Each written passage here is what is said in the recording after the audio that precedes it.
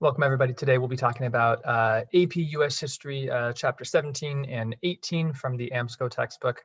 Chapter 17 is on the Last West and the New South. Chapter 18 is on the growth of cities and American culture. Both of those from 1865 to 1900. When we contextualize this, when you see that year 1865, you should absolutely know 1865, that's the end of the Civil War. And so what these two chapters are looking at is these two chapters are looking at how different American regions, the West, the South, and the North, how they begin to change after the Civil War and because of the Industrial Revolution. Remember in chapter 16, we looked at the Industrial Revolution, the effects of the Industrial Revolution on the US, the growth of cities, skyscrapers, railroads, industry, things like that. And so what we'll look at today is the effect that the Industrial Rev has on different regions and how different regions develop in different ways. So chapter 17 focuses first on the West and then the South. We'll organize our notes by region. First, the West. Let me move myself so you can see what we're talking about here. The West is, generally speaking, today would be what would be called the Midwest, although California does become a state in 1850, I believe. The West becomes the last frontier. It becomes the last place where Americans can settle after the Civil War. There's open land there, basically. Let me move myself down here so I'm out of the way. It was once considered too arid for farming after the Civil War, but we'll see hundreds of thousands of people are going to move to the West, largely because of some government programs called like things called the Homestead Act. But the West as the last frontier where American settlers can move is short-lived. You can see by 1900, the frontier has basically vanished. Part of that is because of overhunting of bison and buffalo, so they're wiped out, one of the main food sources. Most of the land has already been scooped up through what's called the Homestead Act that we'll explore in a couple of slides. And then because of railroads and roads that connect the West to the rest of the US, mostly the North, the West begins to change. It's not just open farmland anymore. Instead, they're providing cattle and goods for the North. And then lots of conflicts with Native Americans. But at least for the short time period, 1865 to 1900, the West is where hundreds of thousands of Americans are rushing to settle. And the Western economy, I like to think, had three different aspects to it: mining, cattle, and farming. Us here in California, hopefully we know about mining, the gold rush in 1849 in California. And then in subsequent years, there were other gold and silver discoveries in Nevada, Colorado, and some of the other Western states. These discoveries of gold and silver led to short-term population booms, what we call a boom town. It would be a bustling town full of tens of thousands of people looking for gold and people trying to make money off of them. But then once the gold in that region dried up, everybody would leave, and those boom towns would become ghost towns. So it's almost a cycle of boom towns and ghost towns. They'd move somewhere else, boom towns and ghost towns. And so mining wasn't necessarily something that you could do for forever, but it does encourage a lot of people to settle out west. Cattle was also a huge industry, I guess, in the West. A lot of these American settlers borrowed cattle raising practices from the Mexicans. But again, this is another short-lived practice because as railroad construction reaches farther and farther into the West now becomes responsible for providing cattle, for providing beef to Eastern markets. And then finally, farming, again, wide open land. Now, some of this land was kind of arid, kind of desert land, but the Homestead Act of 1862, right in the middle of the Civil War, encouraged Americans to settle to the West. They'd be given 160 acres of free public land if they agreed to some certain terms. And I missed a zero there. 500,000, 500,000 families took this offer and settled west. But again, you can see, like a lot of this, by 1900, 2/3 of those homesteads had failed. Perhaps they weren't given enough land. Perhaps there were harsh conditions they had to deal with, because the West didn't have, a lot of the infrastructure or supports that the North might have, because the North was more industrialized. Whoops, I did that wrong. And so I'm going to start to add some notes here. Again, we're going to go by region here, starting with the West. So the main industries were mining, cattle, and farming. I'm going to add with farming the Homestead Act of 1862 encouraged settlers to move west, let's say.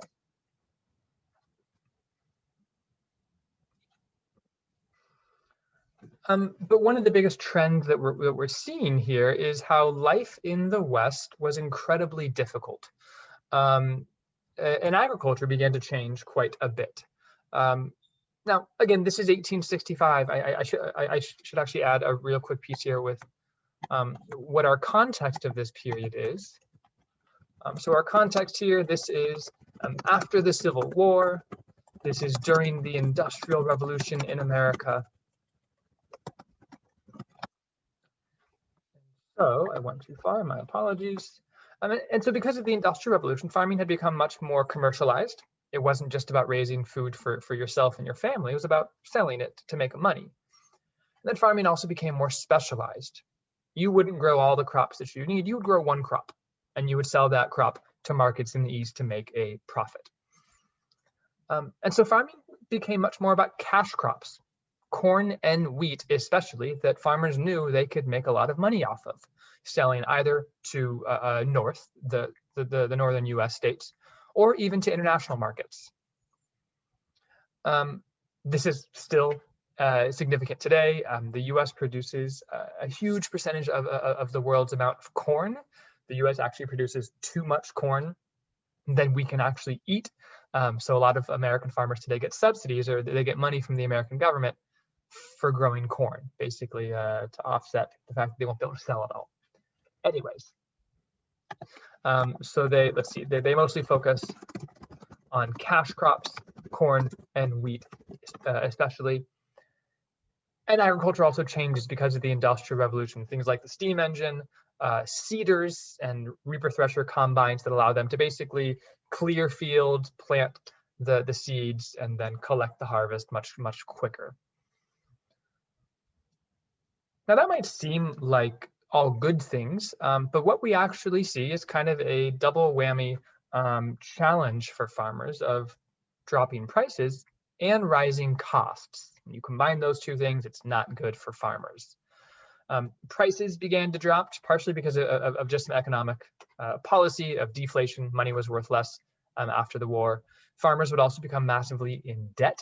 They couldn't get out of it. And then as farmers produce more and more crops, the price begins to drop. There's too much demand, so price begins to drop. So that's problem number one. Crops like corn and wheat are not as valuable. Farmers can't get as much money off of it. Farming also became more expensive. There were rising costs. Now that might seem weird because with all this technology, you would think it'd be cheaper, but remember that you've got monopolists. Remember Carnegie and Rockefeller, who are controlling entire industries. And so monopolists would control all of the railroads, and they could charge whatever they wanted. Or they would control all of the warehouses or all of the refrigeration boxes, let's say, and they can charge whatever they want. So that jacks the prices up. So we'll just say here quickly, many challenges with farming, and I'll just say low prices and high costs to capture that.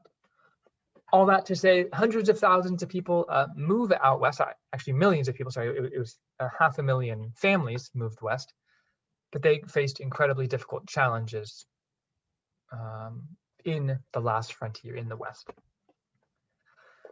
By 1900, the frontier has been officially settled and it is officially, quote unquote, closed.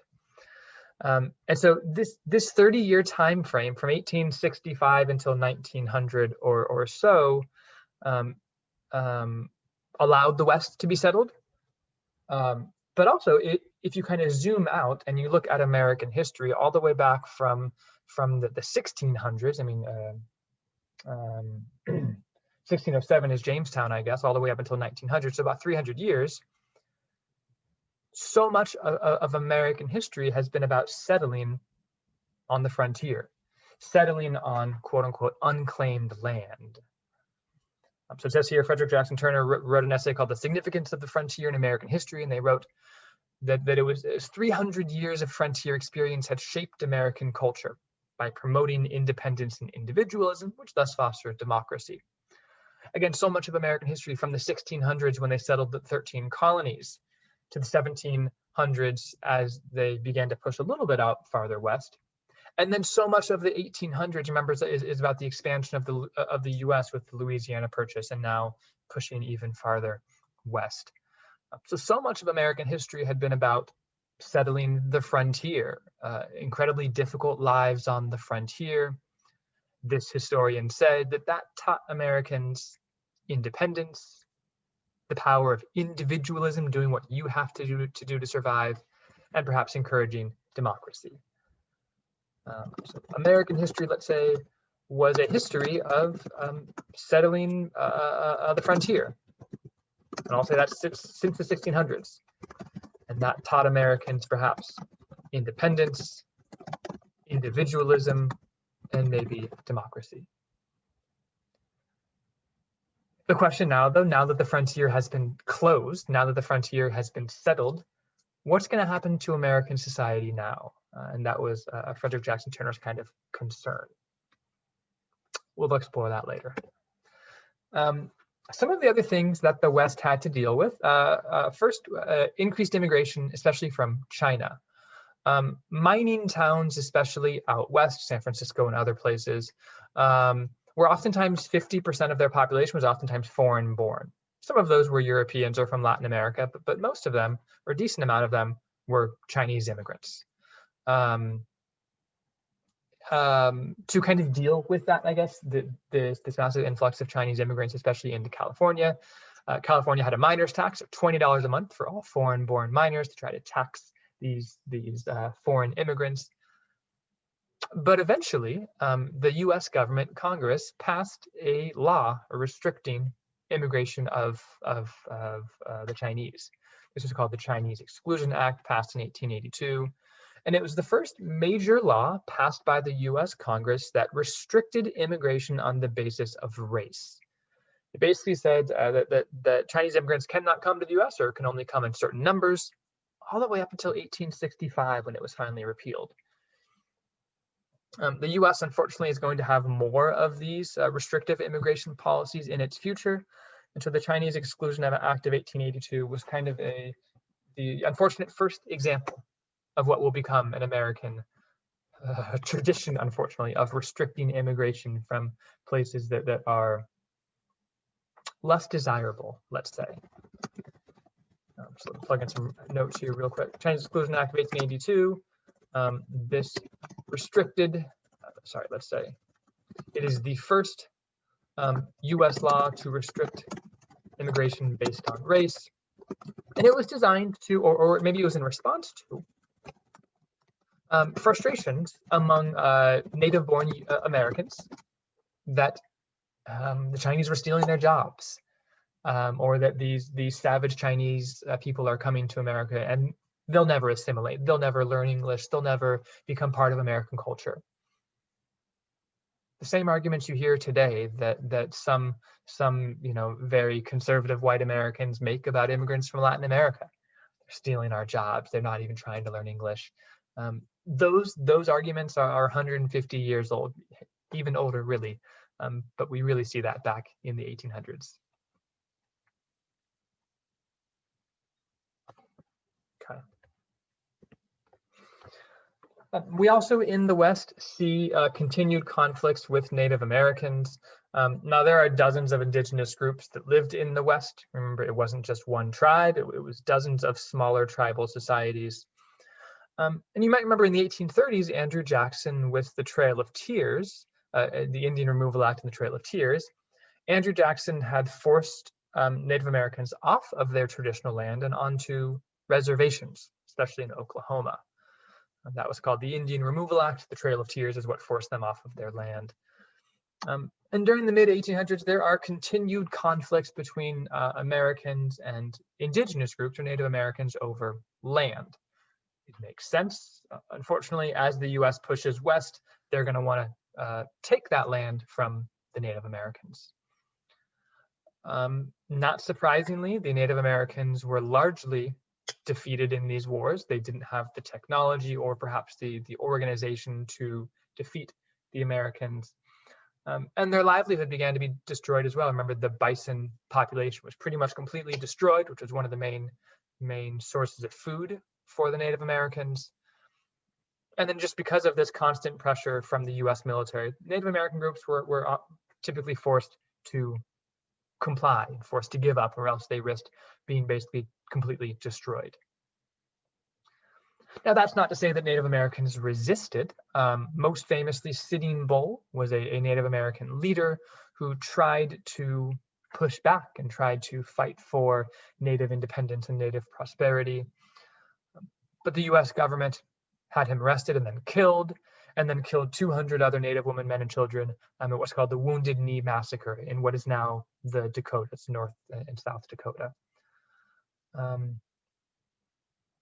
And so, unfortunately, I mean, we're seeing so many unfortunate American traditions in the West. Americans forcibly taking land from the Native populations, and the US creating immigration laws to prevent certain groups from coming in.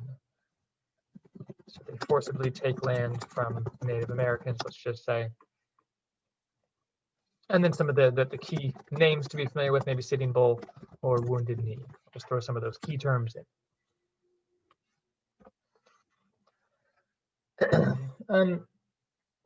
As the Native Americans were forced off of their land, the question then became, what do we do with them? What do we do with the Native populations?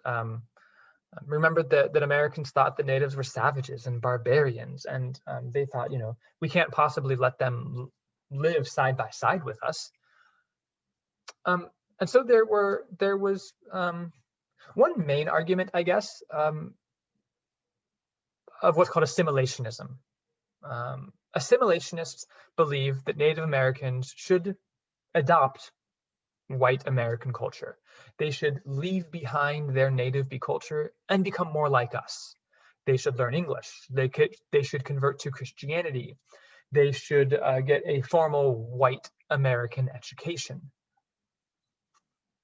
The same argument is going to be used for Native Americans, which we'll actually see a little bit later in this slide. And so we saw this in two ways. First, we saw this in boarding schools, where Native children would basically be forced to leave their families behind to go to these boarding schools for Native Americans, where they would be indoctrinated.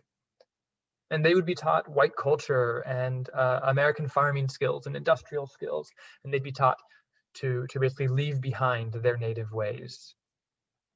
It's all propaganda.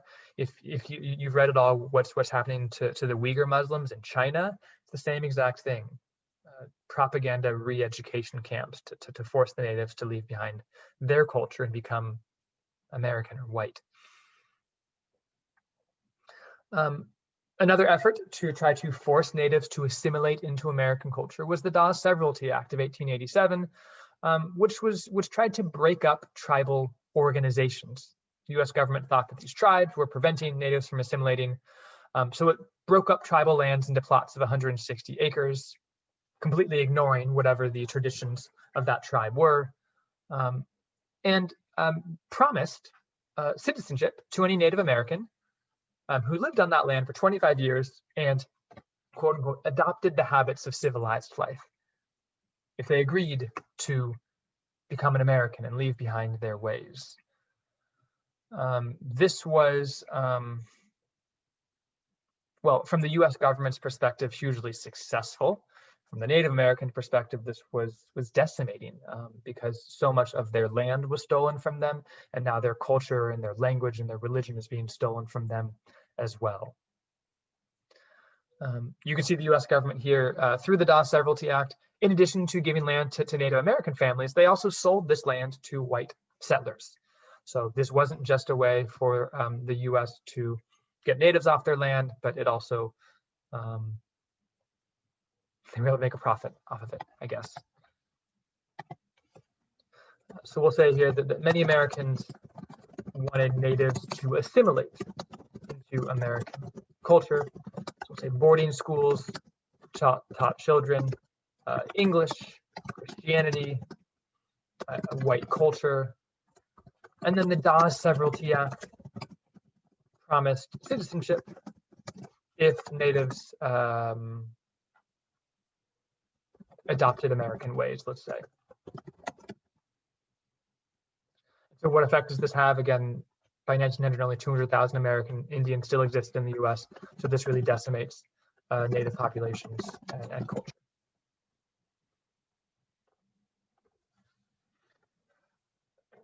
All right, so we've looked at kind of white culture in the West. We've looked at Chinese culture in the West. We've looked at native culture in the West. Now looking at the role of Latinos, Latin Americans in the Southwest. Remember, after the Mexican-American War in 1848, all of that land officially became part of the US. And Spanish-speaking landowners in California and the Southwest, New Mexico, Texas, Arizona, were guaranteed property rights and granted citizenship. So they were basically told, you know, if you become an American citizen, we'll let you keep your land.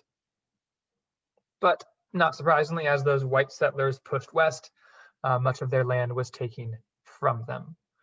And so a lot of Mexican Americans were forced off of their land, and they were forced to move wherever they could to find work, building railroads in the West, working on mines or as farmers and things like that.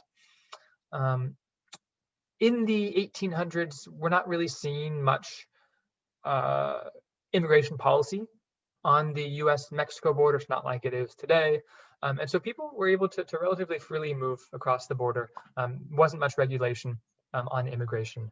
And so what we'll see is large populations of Mexican Americans, Latin Americans in the Southwest looking for work, especially in farming, mining, things like that. So many Mexican Americans, let's say, migrate to the Southwest looking for work, let's say.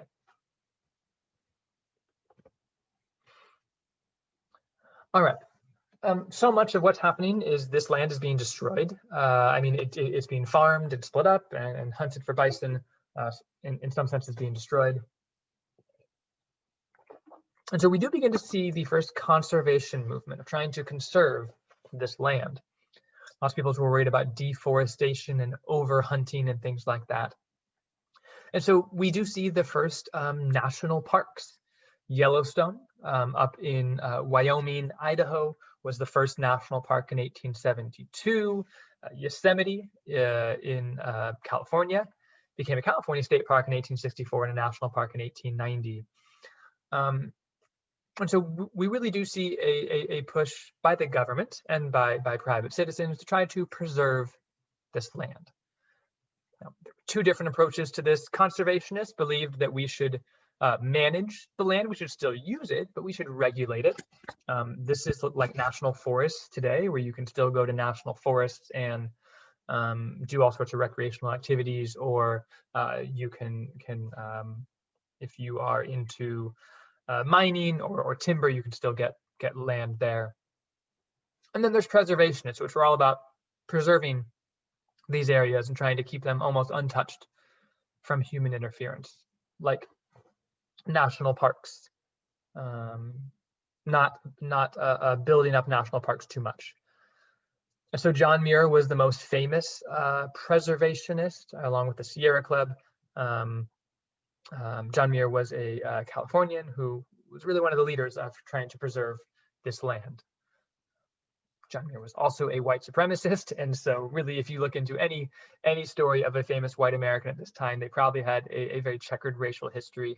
But still, we begin to see the first attempts to preserve, or first attempts at conservation, let's say. So national parks, Yellowstone, Yosemite.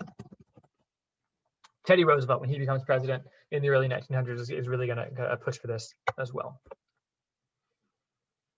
And then I'm going to kind of skim through this really quickly. There was also a move towards populism, which is all about basically people having more power, and kind of the role of individual citizens. There was the National Grange Movement, which was all about providing social spaces for farmers, so social and educational organization for farmers and their families. This is all about supporting farmers by having, social events, but also educating families, also negotiating contracts with railroads and things like that, lobbying Congress to pass friendly legislation for them. There's also the Interstate Commerce Act of 1886, which required railroad companies to have reasonable and just fees. There's a Farmers Alliance that was all about educating farmers on the best farming methods. And then there was the Ocala Platform, which was all about trying to help out rural America. It says there that they fought for direct election of US senators, which didn't actually exist at the time, lower tariff rates or lower taxes, graduated income tax, which means the less you make, the less you pay, the more you make, the more you pay, and a new banking system regulated by the federal government. So all of these is we see many attempts to help rural Americans. So the National Grange Movement, the Ocala Platform, and then the Interstate Commerce Act. All of this does a handful of things. It provides education for farmers, but it also forces companies to charge fair rates, let's say. I don't know how to type. So it's really, I mean, we saw the working class, last chapter, the working class begin to make labor unions. This is like farmers making almost their own labor unions to fight for better conditions. Okay. We're done with the West. Now we can look at the South. The South, remember, they're trying to recover from the Civil War. I'm going to look up here real quick. There is some economic progress in the South. There are some railroads. There are some textile factories. You can see this is by 1900 where the railroads are. It's kind of an incomplete map, but you can see there are more railroads in the South. But most of the South is still very poor, still largely agricultural. Less industrialized than the North. Northern companies controlled a lot of the industry in the South. They controlled the railroad lines. They could charge whatever prices they want for goods. So a lot of Southern companies were kind of at the mercy of Northern companies. And a lot of these Southern workers were poorly educated.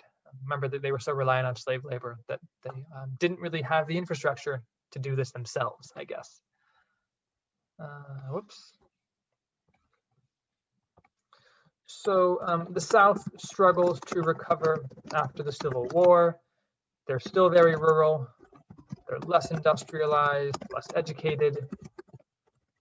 Although there are some cities and some railroads, still struggling much more than any other region, I think. But that was especially true for the Black population in the South.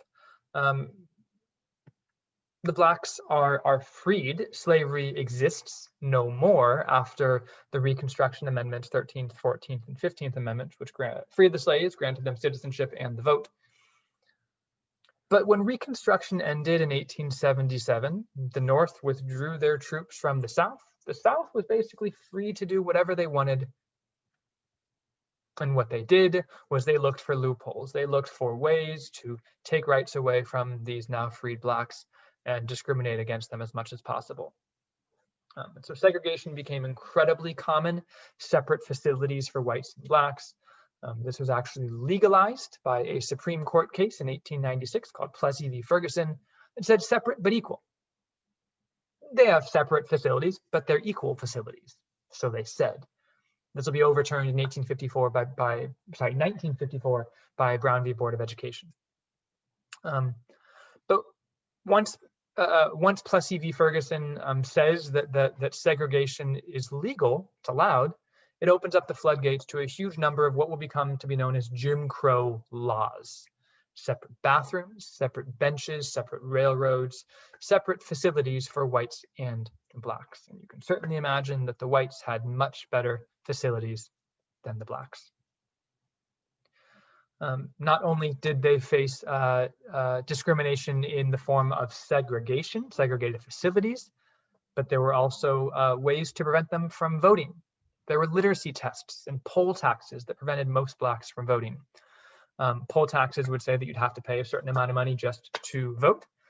And the county offices would certainly charge white families much less than Black ones. And then literacy tests. The argument of these white Southerners was we got to make sure you can read the ballot to vote. But the literacy tests were darn near impossible, and we'll explore some of those in class.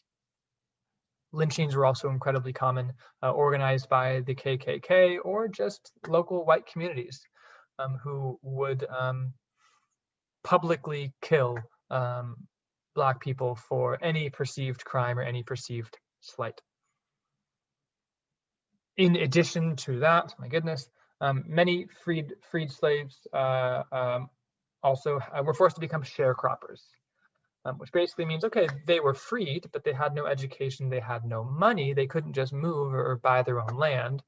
And so they were forced to sign a contract with a landowner that made them basically slaves in debt to their landowner.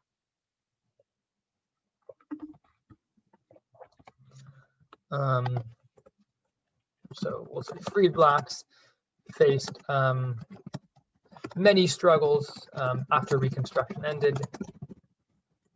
Segregation, and this was legalized after Plessy versus Ferguson, which said separate but equal.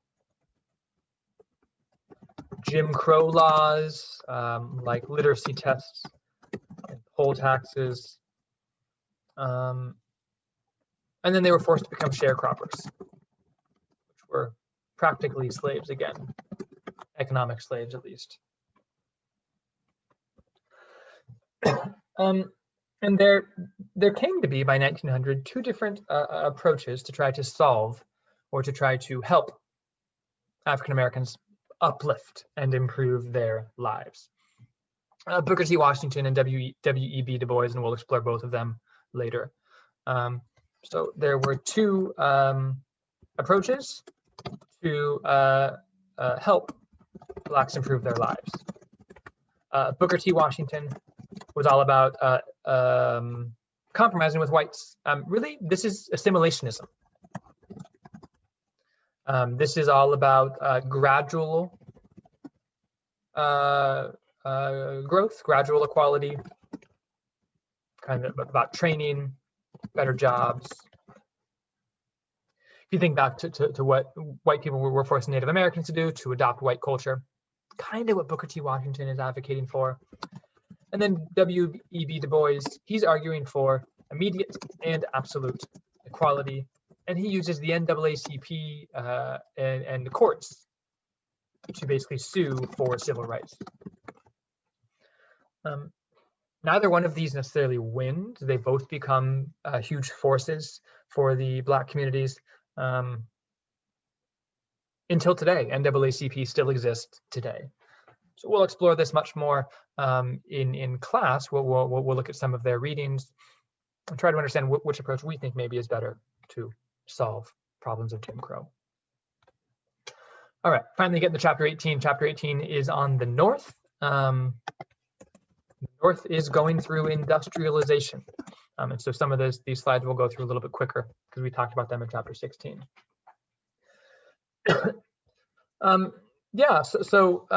During the late 1800s, the North is very quickly industrializing. I'm actually going to go to this slide. Nope. Where is it? Oh, well. Yeah, I'm going to go here first.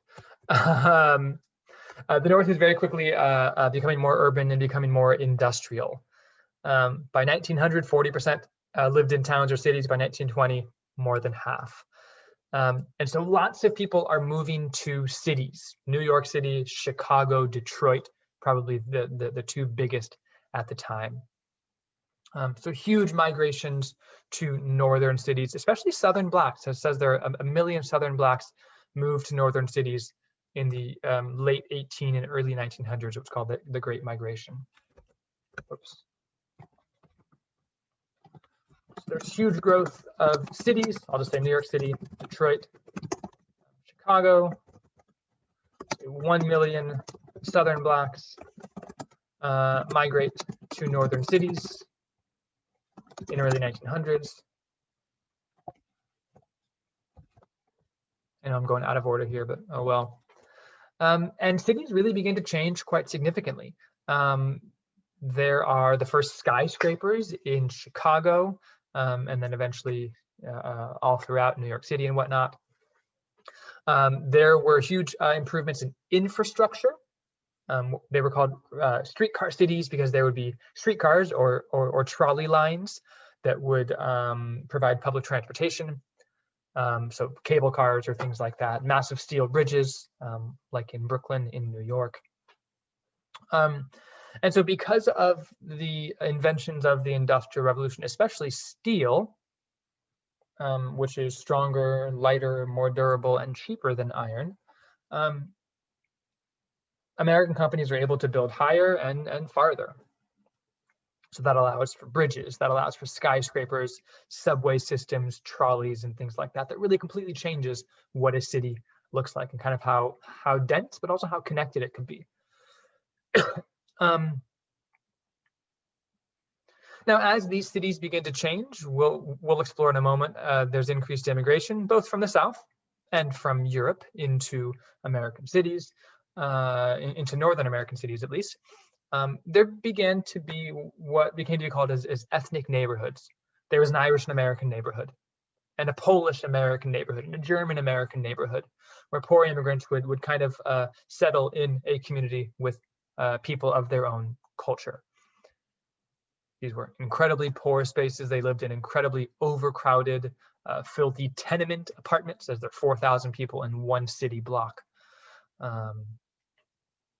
And we'll explore that more, I think, next week. So steel, sorry, I just notes here, steel leads to skyscrapers, whoops, bridges, trolley lines, subways, and things like that. I'm just gonna put this down here as well. Huge immigration from Europe leads to ethnic neighborhoods and overcrowded tenement apartments. I'm going to swing back a little bit here. Now, because of the increased wealth from the Industrial Revolution, the rich got richer and the poor, unfortunately, got poorer. By the 1890s, the richest 10% controlled 90% of the nation's wealth. And we have a huge class of new millionaires in America. So the upper class got incredibly wealthy, but we also see an expanding middle class in the US. We saw the same thing in Europe if you were an AP Euro. Wages were still incredibly low. There was no minimum wage, but we do begin to see more and more people being able to, or at least having to work for wages for a living rather than growing what they need on a farm, let's say. So most Americans were working class, even women. 20% of adult women had jobs in 1900, oftentimes working in factories. I'm going to go through this slide pretty quick. We already talked in chapter 16 about how workers began to organize in labor unions to fight for better, higher wages, shorter days, equal rights, and they would oftentimes go on strike to get those things. I'm going to skip over that slide because we did talk about it last chapter. One of the biggest things that really begins to change American culture in the North is immigration. I mean, we saw that in the West as well with immigration from Asia, from China. And you can see there from 1850 to 1900, 16 million immigrants came to the US. That's 50 years. In the next 10 years, 8.8 million immigrants came to the US. So immigration right around 1900 really begins to massively increase, especially from Europe. There are both push and pull factors. Push factors means why are they leaving? Well, back in Europe, they were incredibly poor. There was overcrowding over in Europe, and also some of them were looking for religious freedom. And there were also pull factors. Why would they want to come to the US? Well, the US had a reputation for being a free country where you could have political and religious freedom. The West also promised opportunities to gain land and to have your own land. The East also offered the promise of a job, a decent paying job in a factory. And so large steamships began to regularly make this journey across the Atlantic. So let's see here. Immigration from Europe drastically increases around 1900. And they're seeking freedoms, land, and jobs, let's say. Now, very quickly, immigration from Europe becomes quite of a conflict. And there came to be known what were called old immigrants and new immigrants. Old immigrants were from countries that had traditionally sent immigrants to the US. Western Europe, England, Germany. Mostly Protestant, mostly spoke English, mostly well-educated and highly trained, and they easily assimilated into American culture. They were old immigrants, they were accepted. They became part of the American fabric of life. New immigrants oftentimes came from Southern Europe, Italy, Greece, Croatia, and from Eastern Europe, Poland, Russia. They were mostly Catholic or Jewish. They were mostly quite poor and uneducated. They mostly came from non-democratic countries, and so they weren't used to democracy. And so when these quote-unquote new immigrants came to the US, they struggled to assimilate. They didn't have the skills to get a job, maybe. They didn't have the education to quickly learn English. And so they oftentimes settled in those ethnic neighborhoods in big cities like New York and Chicago. Old immigrants, this is from England and Germany especially. They are Protestant, they are more educated, and they assimilate well. Then new immigrants, mostly from Southern and Eastern Europe, they're more Catholic.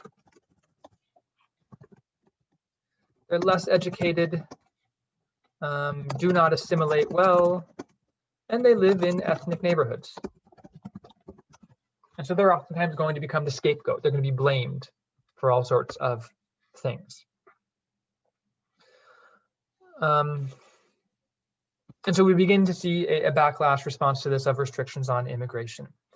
Now, weirdly enough, in 1886, the Statue of Liberty was built. It was a gift from France that kind of represented new opportunities for European immigrants.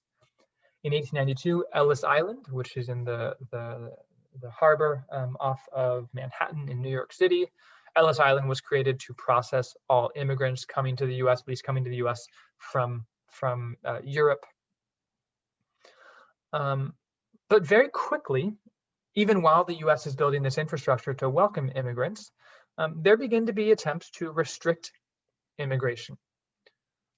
And a lot of American groups supported efforts to restrict immigration. Labor unions wanted to restrict immigration because they were worried immigrants would take their jobs.